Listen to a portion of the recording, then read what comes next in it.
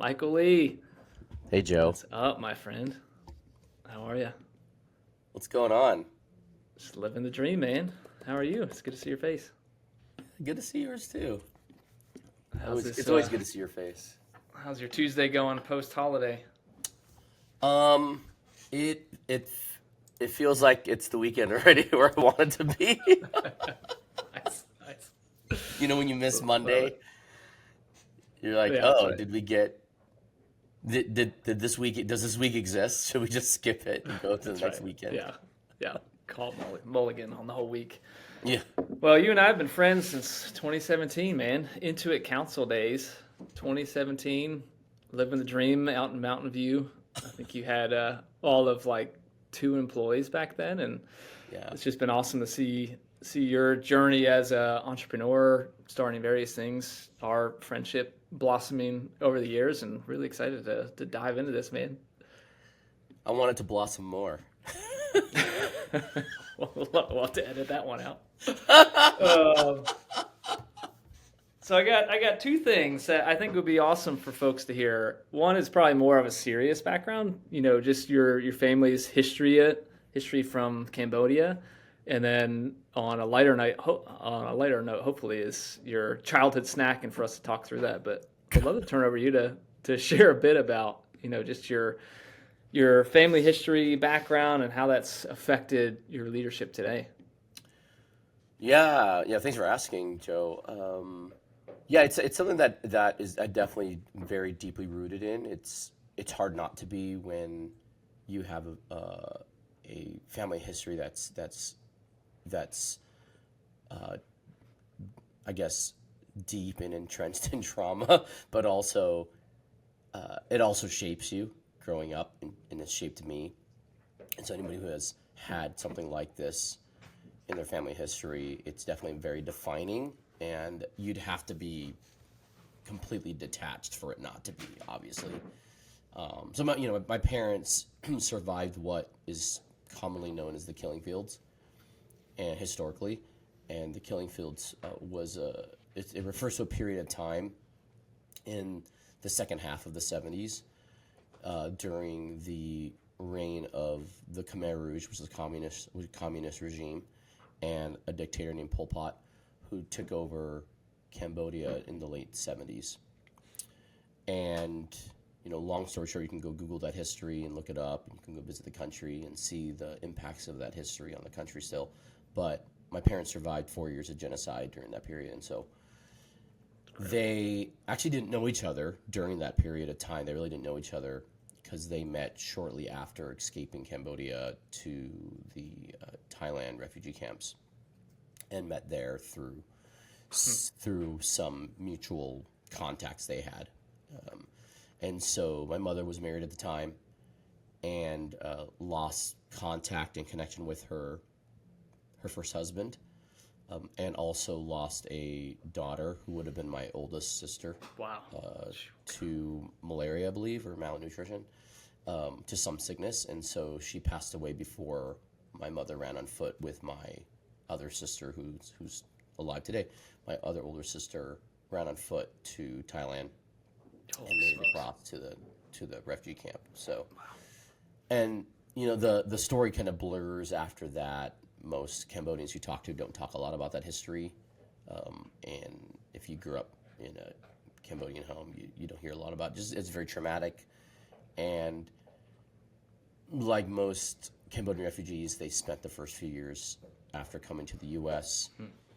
After coming to the U.S., they spent the first few years just trying to survive, right? Trying to survive and trying to make it. So that's a period of time is when they had both myself and my younger brother, and then my older sister, who at the time I didn't know was my half sister, but had survived a harrowing experience, obviously, and come over, and she was I think about 6 or 5 by the time she had come over to the States. She had this early childhood defining experience, right, for herself. And so for me, who didn't have to live through that, by God's grace, I was spared that, but had the lived experience of kind of being raised by two parents who had gone through that trauma.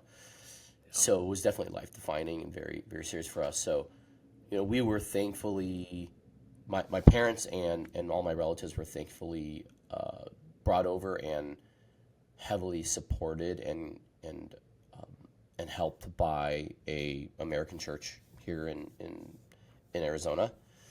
And that community, American churches and Christians, that community of folks really helped my parents and my relatives and the whole broader Cambodian community assimilate well. But I think there was very, very, very little room for processing that trauma, and that was right on the heels of the Vietnam conflict, and so the U.S. was also receiving Vietnamese refugees at the same time, and Laotian refugees at the same time, and they were receiving refugees from all over Southeast Asia because of all the conflict that was occurring. So we were kind of clumped into that mess of people.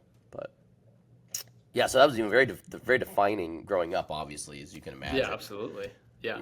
And so when you grow up, and not that everybody has two healthy parents growing up, but I definitely had two parents that were, started out on a very, very difficult foot, and they got married in refugee camps. So in a circumstance, really, that was more out of necessity, because to be married, and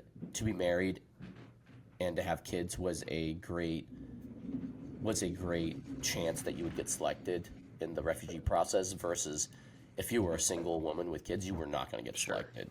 Right? It was just not going to happen as a single woman or a widowed woman, or not having a husband around, because your chances of surviving and like getting established on your feet in another country were going to be very low. So getting married was kind of out of necessity, and my dad was single when he met my mom, and so a lot of it necessity, a lot of it still new in their marriage and relationship, but trying to figure out American life, as you can imagine, is crazy. So that's unreal. Yeah, man. That's unreal. And you've got a finance background, but you founded Reconciled, almost 10 years ago at this point. Has that experience of, I know you can't ever say, escaping a genocide is the same thing as entrepreneurship. Yeah.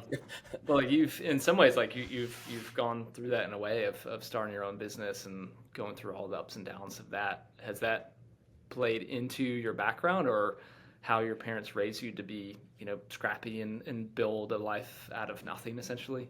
Yeah, well, I think it's not surprising that me and all my siblings are all entrepreneurs, and we all have different businesses in different industries. But what's the common thing? We all witnessed our parents create something out of nothing, create a life out of nothing, have to learn a language they didn't know, have to scrap and save money to buy a home, and have to create a life for us that was better than the one they came with when they got established. So, not intentionally, I don't think my parents they never didn't sit me down and gave me the lessons and tales like we get from Instagram now. That's right. Here are the 3 business lessons, from a refugee. Yeah, that's right. That doesn't occur, but we get to watch them, and then early on, literally 9, 10, 11, 12, which of your peers had to go to the bank and deposit money for your parents, right? That's what I had to do. Oh, that's crazy. Which of your friends had to read? My mom sewed growing up, so I had to read the instructions from the dry cleaner on what was being instructed to her. Wow. I had to read that for her. We all did, me and my siblings, because she didn't know how to read English. Yeah. So we read that for her and said, "Oh, okay, this is what it's looking for." So that was just very, very interesting. Yeah, that's incredible. And now look at you, Michael. You've got a lawn crew that's just there every day. Yeah. Manicure your lawn. A loud blower right behind me. I was Love it. Pass.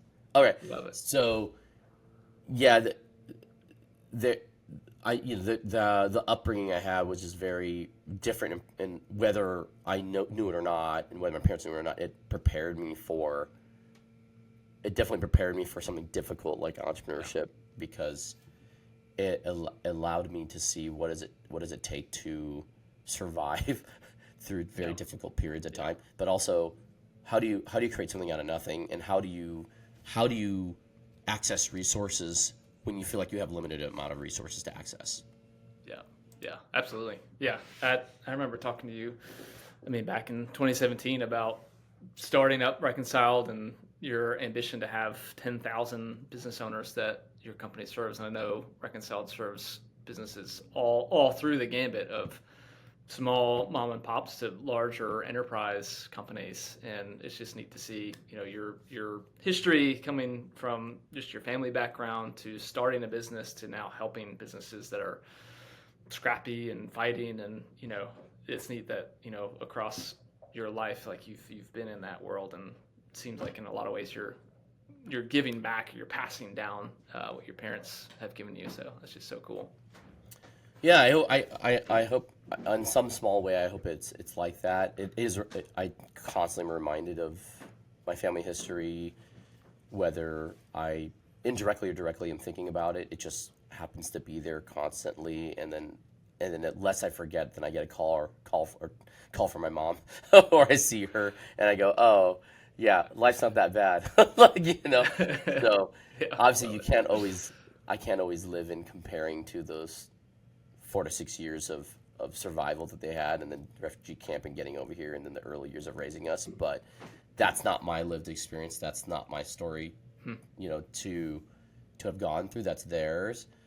But I can honor that by taking use and also not taking for granted everything that I've been given, by God's grace, just like been given as a gift. Life's a gift, and all the relationships I have are gifts, and so being able to reflect on that and learn from that is pretty rare, And I wouldn't have wished my parents would have gone through that, and yet at the same time, I would not have wished for a different upbringing either. And so it's kind of an interesting reality of what can happen, with life, and then how do you take the lessons you learned growing up and try to honor that to your parents. And that's an honor is a very Asian thing. It's a very Asian lesson, but like it's something that I care very much about. Yeah, love it, man. Love it. Thanks for that.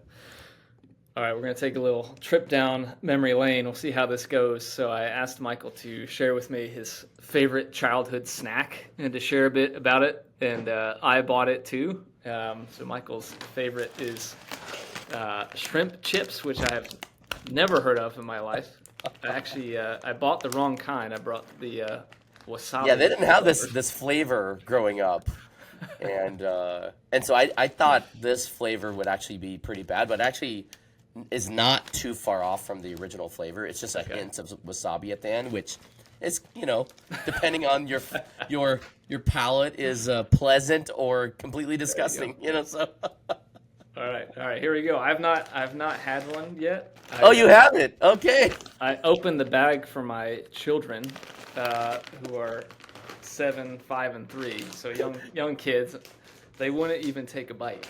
I think I was probably as young as 3 or 4 or 5 when I had my first shrimp chip. It's a, if you grew up or are Asian, this is a very common snack. It's like Lay's potato chips. It's very, very common. Not necessarily the wasabi flavor, but it's very common. Woo! Yes, that is delicious. The nostalgia from this is, the nostalgia of if you ever been to an Asian market to shop, this is what you smell when you walk through the fish section. Oh yeah, it is strong on the nose. I think the office is gonna think I cooked some tuna in the microwave. Hopefully that's not offensive. All right, tell me about the shrimp chip, Michael. What's it make you think of? Go ahead. Tell me. No, you got to take the whole thing. Put that whole thing in your mouth, Joe. You see it. You get that wasabi hit right away, and then like at the end. Yeah. On the front and the back. But the rest of it, the wasabi's not too strong. It's got that salty Yeah, but it's not the that's same pretty good. salty that like we get from a potato chip. It's more of an Asian salty, It's like the which I, sea salt. yeah, fishy salty. I don't know how else to describe it. You know, its bark is louder than its bite. Yeah, Uh, it smells very strong, but doesn't taste yeah. fishy at all. It tastes more bland, and that's most Yeah. Asian dessert. Asian dessert's not ever too strong of a flavor either way. It will smell terrible most of the time, but the flavor won't be too strong because the Asian palate for dessert or for snacks is not. We don't want it too sweet or too Not salty. heavy. I see. We want it kind of right around what Americans would consider bland, But we can, I could taste the flavor, and that's why I Yeah. enjoy it.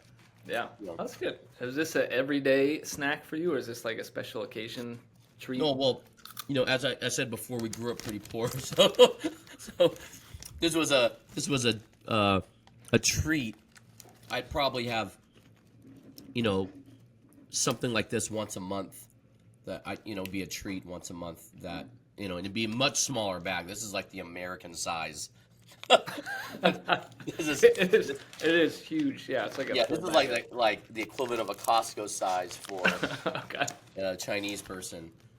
No, it would be like a third of the size, the bag, and we would, our parents would get these at the store when they went shopping, and so it brings a lot of nostalgia just because it was like one of the few snacks that we I guess were allowed to eat or could eat, I guess, and I don't know if these are healthier than Lay's potato chips or any potato chips, but they are the equivalent. Yeah, we can You think shrimp, but then you realize it's shrimp flavored. I don't know how much real shrimp is actually in here. Yeah, shrimp is pretty far down list here. I don't Yeah. think it's even on there. It's got 2 grams of protein though. I mean, it's Yeah. a post-workout snack. A lot of sodium, clearly. This back, 290 milligrams. It's a lot of sodium. That's good. But Keeps it yeah, it sharp, brings man. back a lot of nostalgia. I can eat those all day. That's just, Love it. which is funny. So I expect Love you it. to finish that bag up. That's gonna take me about a year to finish that up.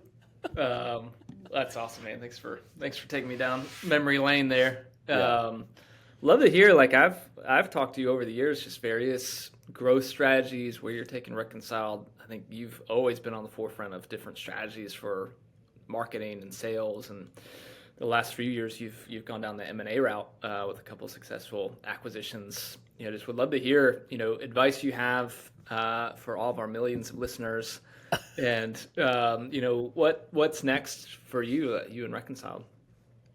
So from a growth perspective, the way when I started the business, the way I started thinking about growth was what are other industries doing that grow rapidly or fast that the accounting industry is not doing, right? Because the accounting industry really, most firm owners and most firms were operating like they were running a relationship-based business, and they were running a business where you get clients by going to the country club, going to the chamber, going to the golf course, word of mouth. That was it. It's just basic word of mouth. And yes, that is an effective way of getting clients. It's also a very slow way of getting clients, because at some point as you reach a certain size, your reputation and then natural client churn, they either align or actually your client churn gets higher. Because the bigger you get, just by percentage-wise, your client churn is going to be more than the natural amount of people that are new that you meet or the word of mouth you meet. Now, that's different if you happen to be so well known for some reason, or you're super network or whatever, and you just get gobs and you have no competition. But for most firm owners, they stop at a certain growth size because the word of mouth stops and it can't replace churn, natural churn. So, and as you know, most firm owners, very, very few actually raise prices.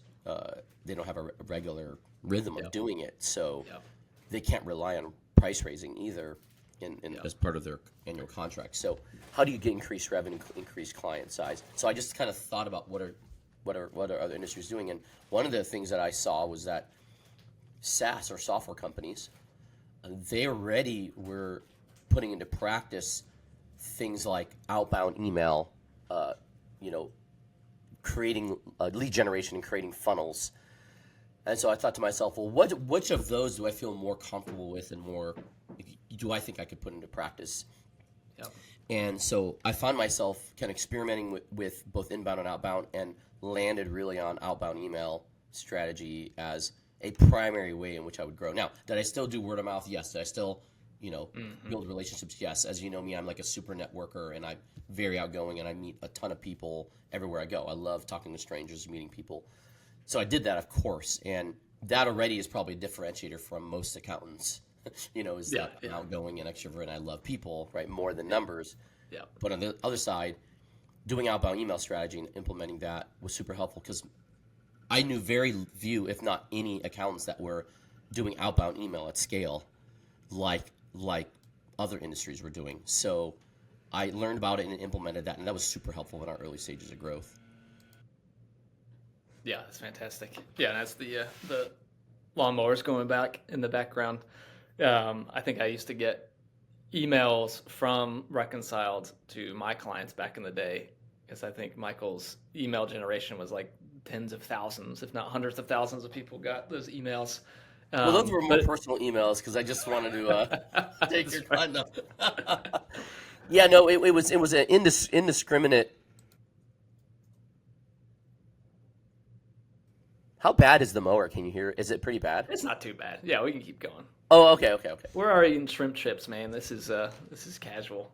Nice. Yeah, these are good.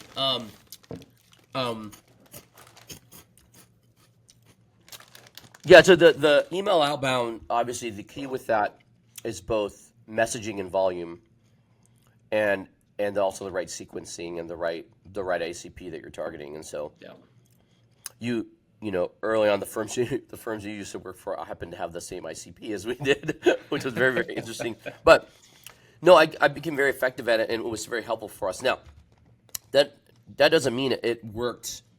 It works and works all the time, and it works in every season. There are obviously seasons where it's slow, seasons where you have to retweak what you're doing with outbound, and so. But email outbound has been around almost as long as email, or shortly after email was created. Leveraging email to do sales and to do introductions and get initial sales calls is not something new to practice. It was fairly new to accounting, though. Oh yeah. Because everyone I talked to or asked about it, no one really knew firms doing that at volume. And now it's a common practice, and a lot of different people are doing it. Probably a lot of it because I've shared a lot about it, and so a lot of firm owners that have started firms after 2016, shortly after I started, heard about it, and I'm very transparent about how I've built the business, and so they've kind of mimicked or copied that. And what's funny is the industry's so big, the market's so big for small business that it's rare when you get you often don't see a cold outbound email from an accounting firm every single week, right? You might see one every 3 months, every 6 months, and because the pocket of firms doing it generally tend to be modern. We actually often know the names of these firms that we receive. We're like, oh, hey, I know the owner of that, right? Yeah. If in the landscape, if you compare that to the whole accounting industry, it might as well be a drop in the bucket of who's doing cold outbound email. It's very, very small. Yeah, absolutely. And I think there's a majority of firms out there that they don't have the ability or desire to grow anymore. Like they've got that relationship style firm, they might be $500,000 to $2 million a year in revenue, and it's sort of like they've built this great reputation, they have a great brand, and it's sort of like the new coming in is sort of replacing the attrition going out. Like their clients are exiting or going just out of business, and they're replacing it from the country clubs and just a good network. And I've talked to quite a few that they look out into either like growth, which could mean raising prices, it could mean outbound strategy, it could be salespeople, and it can be daunting to sort of risk the nest egg to take the next step. And I think you've talked to, probably hundreds of firms over the years that are sort of in that stage of 8 to 15 employees, and not really sure what to do. It's like you can have just a successful lifestyle business until retirement, but what's your advice to those firms that maybe they have that desire to grow, they still have a lot of life left in them, they want to keep working, but they maybe don't want to take that next leap up. As acquisition, as pursuing to be acquired, is that a strategy, or would you suggest, hey, keep building and go through that chasm to get to the other side? Well, I mean, there really is. There's a few routes, and one thing to think about is, when you've built to that, let's call it around a dozen people, 8 to 15, around a dozen people, and you're pulling in $1 million, give or take a few $100,000 of revenue, and you've got comfortable net income, right? Comfortable cash flow. Yep. The reality is you have to ask yourself the question is, and oftentimes if you as the owner, you're probably doing a lot of work at that time. You're probably doing a lot of client delivery work. So if you actually think about it,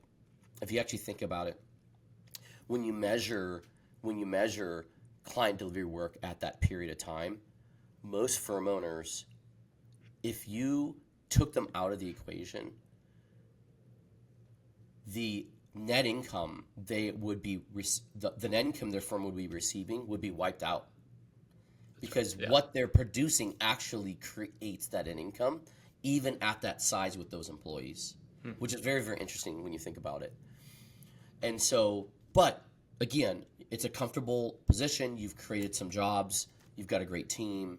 You have this natural clients are coming in partly from word of mouth, and now also your firm's reputation, your staff's reputation.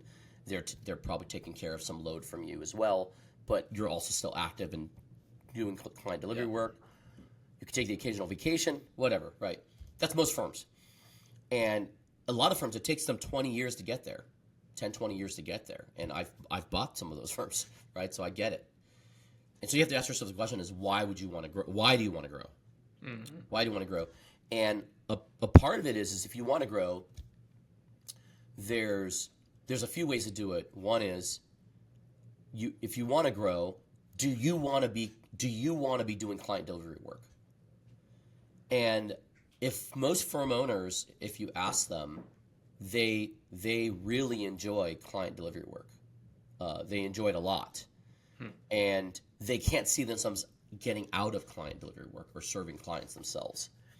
So in that case, if you want to grow, you basically need to outsource your growth, meaning you need to find team members that are going to be in charge of growth, whether sales, management, all that stuff, and finding people, so that you can keep doing client delivery. Because the last thing you want, and I've seen this block a lot of firm owners, is they try to grow, but they don't realize, wait, in order to grow, I have to actually stop doing client. I have to eventually stop doing the work myself, because I have to start doing recruiting more, managing more, and sales and all those things that, frankly, a lot of accountants don't enjoy that activity.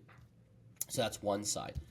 If you want to get out of client delivery work, then you have to then invest in people to replace you in client delivery work. And the reality is, if you've been serving the same set of clients for 10 years, 15 years, it is very difficult to replace yourself, either in the eyes of the client, or how do you get one person or the equivalent amount you need to replace you? And often the combined salaries or compensation of those people is more than you're paying yourself or you're taking from the business to actually replace the level of quality.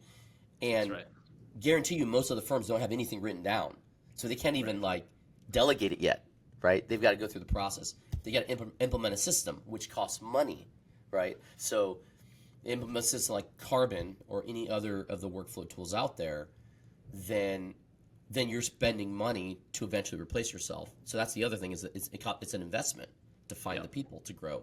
And then, or the third, which is you go buy a firm. And if you go buy a firm, which is an option, well, that takes work to buy a firm, integrate the firm. Now, let's say you buy a firm of like size and you double the size of your firm. Well, you need more leaders. Mm-hmm. And you haven't hired those leaders yet. So now you have to make an investment in that. So in all those cases, you have to decide, why do I want to do it? It doesn't necessarily mean I will make more money initially or for a period of time until I hit another hurdle of revenue. And am I doing it because of vanity? Am I doing it because I want to make more money? Am I doing it because I want to have bigger impact? What is it? And that why is what's going to establish the drive for you to get done. Otherwise, it is very difficult to grow for most firm owners past that. And that's why most firms stay small. And I think if they measured it like the average firm size in the U.S., if you included all independents, it's something like $300,000 or something like that. It's very small, right? And then if you took out all independents and you only counted people that had staff, or at least one or more staff members, the average size is like $500,000 or less. Still, it's small. Most people don't. They fill up their workload. They may hire one more person to fill up, and if they have one bad experience, which you will, with people you hire, you will have it's not a matter of if, it's when. Yeah. You will have a bad experience. So then they stop. They're like, I can't hire anybody else because that was a bad experience. I don't trust people now, right? So that's most people. So that's why most firms stay small, and to grow just takes money, time, and intentionality. Yeah, absolutely. And we see that across the carbon base too. We've got a few thousand firms. I can't put the exact number out there, but we have quite a few that are small and they want to grow, and we've seen good success getting up to that 8 employee, 15 employee, and it's the wheels start kind of coming off the bus a little bit. It's like right when you're about to add in that middle management layer, because your profitability is it's not linear.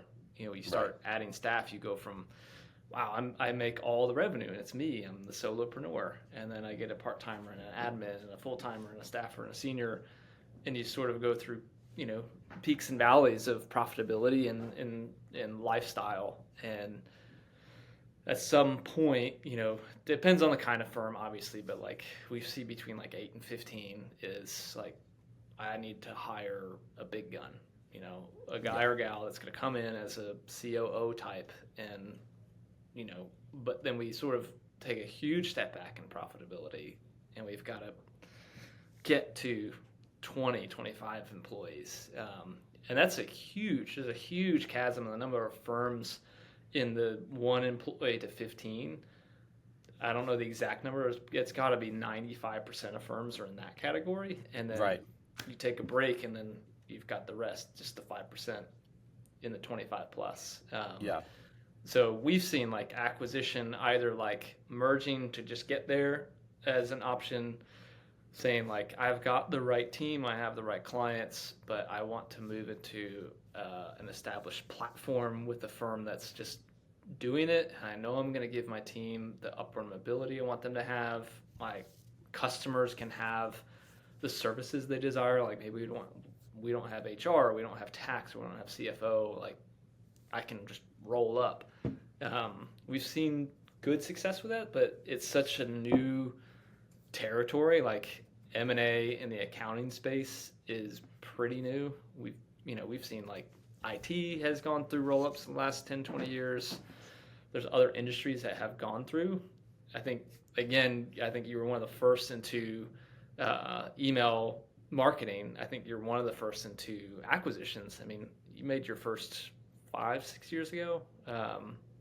Correct me if I'm wrong there, but like, what have you sort of learned in that, and what gets you excited about the next 5 years for Reconciled, but even for the whole industry? What is to come for our industry related to M&A? Yeah, when I started back in 2020 working on my first acquisition, which I ended up closing November 2020, I didn't really have a lot of people to talk to about it. Just like I didn't have a lot of people to talk to about outbound email in the industry. Now there were others doing acquisitions in other spaces, and obviously there were firms here that are doing those. But to think about it at scale was a fairly new concept, and how to create that scalability. Was it possible or not? And how do you do it efficiently when you're not massive yet, right? And when you're, most people start doing this process at scale when they reach 10 million a year in revenue or more, and they've got financial backing to support them. I went out and did it the hard way, which was doing it on my own, bootstrapped, getting loans. You had moral support from me. Yeah, I had That moral cheered support you from on. friends. Yeah, That's worth more than any bank account, man. exactly.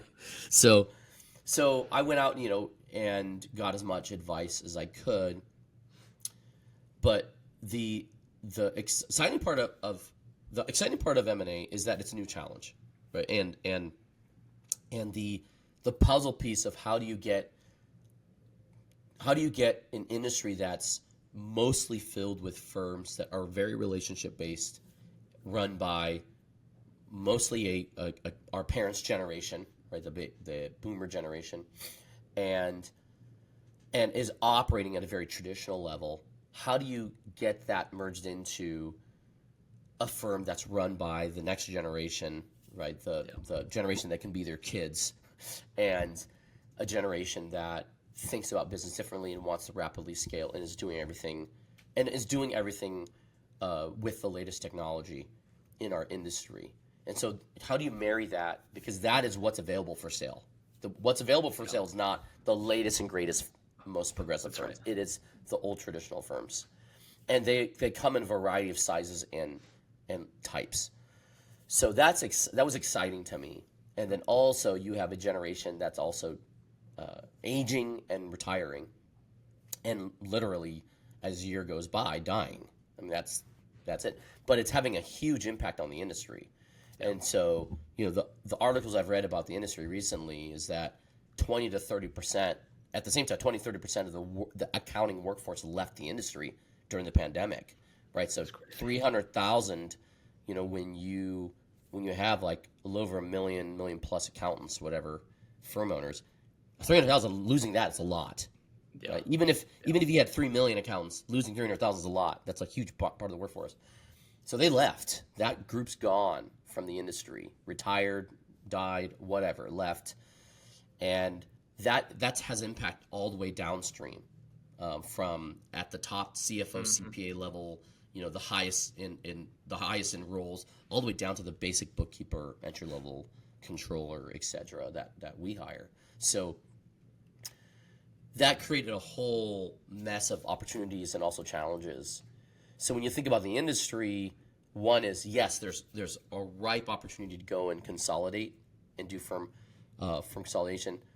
On the same side, there's a very small number of ideal firms to buy, and then there's the rest, right? And when I say small compared to the whole industry. Yeah. So most of us want to buy firms that are doing $1 million plus, $2 million plus or more, and have established staff, processes, a seller retiring, but that's like a decent, kind person and is going to help you with transition, and it's not going to. And then also they want a low value for their firm and all this other. You want all this great mix. Yeah. And the reality is like there's probably 100 of those left, right, or less, and then there's thousands, if not tens of thousands, of solo tax practitioners and small bookkeeping practices and small audit shops that, frankly, a ton of those will not ever be able to sell because they're not sellable businesses. Yeah, they are purely the relationship of that owner. So that's both the opportunity and the challenge going on. And everyone in the industry, a lot of people in the industry are trying to figure out the different approaches to solve different pieces of that. And you even see different private equity groups taking different approaches with different platforms in that space. So I'm excited. We've done 3 acquisitions. We'd like to do more. We're working on some more right now as we speak. And we also are working on different ways to approach capital to help and assist with that. But we're not the only ones. There's now a variety of players doing that, and there's a lot of more private equity trying to get into the space right now.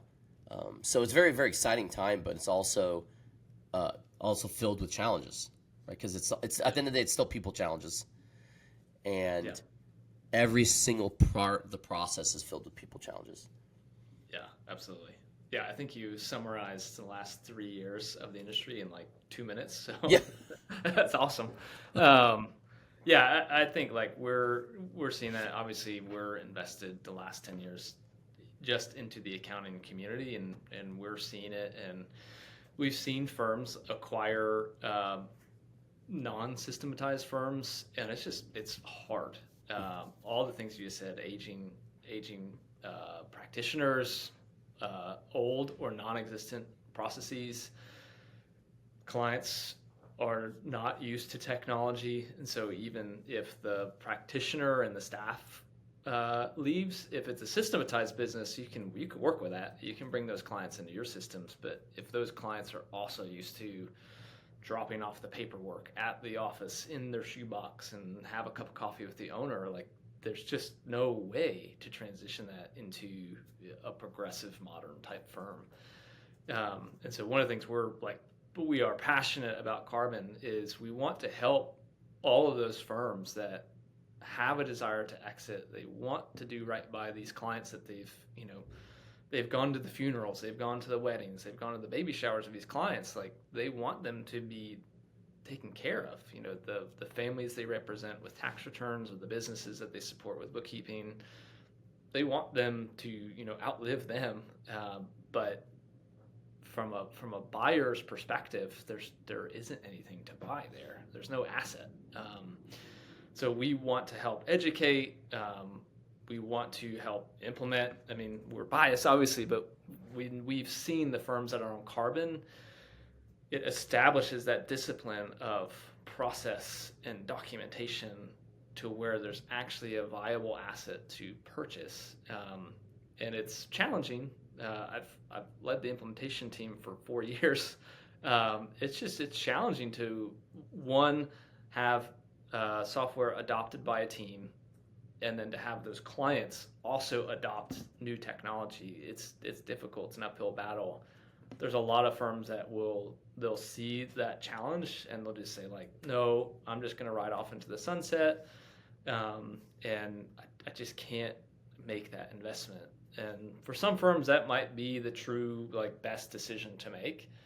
And I think for a lot of firms, it's time to make that investment, not only for the sake of a potential financial exit, but as they think about these relationships they've invested in for decades for some of them. Like this is an opportunity to get those clients and team members trained up for them to have a life after you've retired. So I love how you're blazing a trail, Michael, with Reconciled. I would love to see 1,000 firms be acquired from you and have all that goodness passed down to their team and their staff, or their team and their clients. We'd love to hear, as you think through the next acquisition, who are you looking for acquisition-wise? Is there an ideal profile of a firm to buy? You mentioned there's the nice low value, certain size. If you could broaden that out a little bit, what's a win for you? Really, we're evaluating firm owners right now. Firms that where the owner's ready to retire, they're producing $1.5 million or more in revenue, and the majority of that is in outsourced accounting or bookkeeping services, and some tax services. That's really the area we play. And so there are more and more firms like that coming up for sale. There's way more that are for sale that are under $1.5 million for sure, and under $1 million. But we've now gone up market. Now after 3, we've gone up market and really are evaluating firms at $1.5 million or higher. And until we exhaust through those options, until then, we'll continue to work on that area before trying to lower that number. And so that's what's exciting to us, meeting those firm owners. But really for us, it is important for us that they want to retire, they want to be done in the industry, and that they want a home for their firm that makes sense. Cool. Love it, man. Yep. Love it. Well, before we wrap up and finish the rest of our 2 pounds of shrimp chips, is there anything you want to highlight, or any key thoughts you'd have for all of our millions of listeners? Make sure you buy the shrimp chips that doesn't have wasabi. It'll be more bearable for you, for sure. No, there's still an opportunity in this industry. It's probably never been a better time to start a business. It's probably never been a better time to start an accounting firm, to be honest. It's the opportunities are there, and also the challenges. If you like challenges, the challenges are there. And I think if you want to go into the realm of M&A, don't take it lightly. Surround yourself with advisors, a group of people that can support you and believe in you, and also being willing to give you room to make mistakes, because you will make them. I've made almost every one. So it's it's a great industry to be in, and I've made some of my closest friends in my life in this industry. So and if anybody's interested, everybody wants to reach out, I'm happy to chat. I do talk to people that are looking for firms to buy, or people that have firms and that are stagnant and wanting to grow. I do chat and talk and try to share as much advice as possible, because that's what helped me early on when I was growing. So it's my way of giving back. Love it, man. Love it. Good chatting, as always. Thanks for sharing some shrimp chips with me, and enjoy the rest of your day. Awesome. Thanks, Joe. See you, brother. Bye.